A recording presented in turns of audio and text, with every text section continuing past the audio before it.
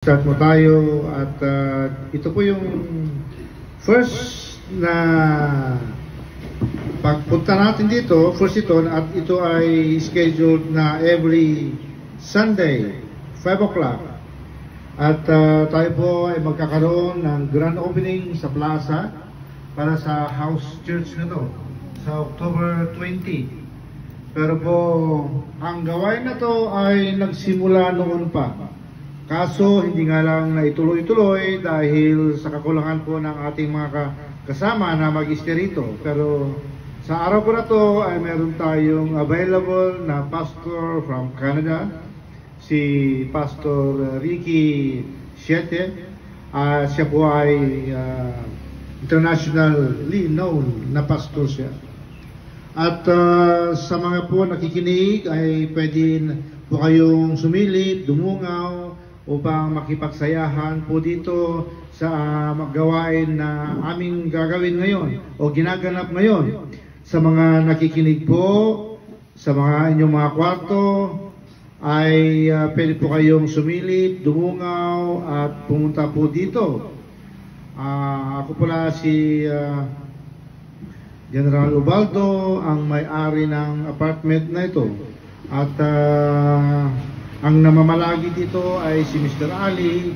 Unfortunately, wala si Ali dahil nagpunta po siya ng Santol.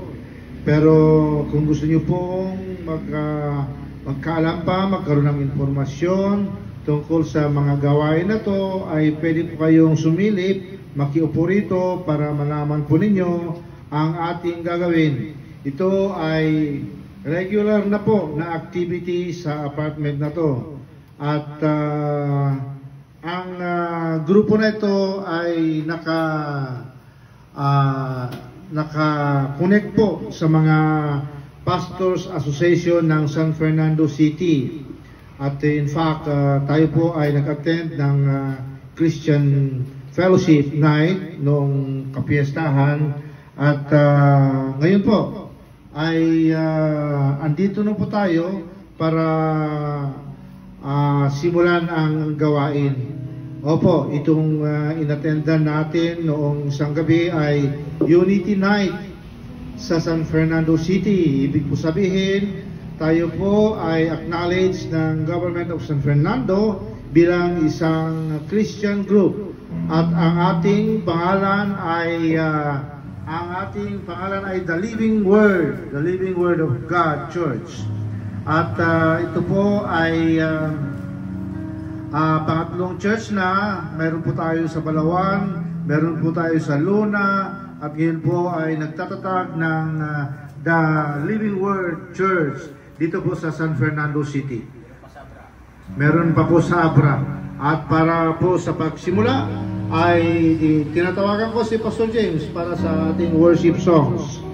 Inuulit po namin, pwede po kayong maki-join, sumilip at makisaya sa hapon na ito sa amin po.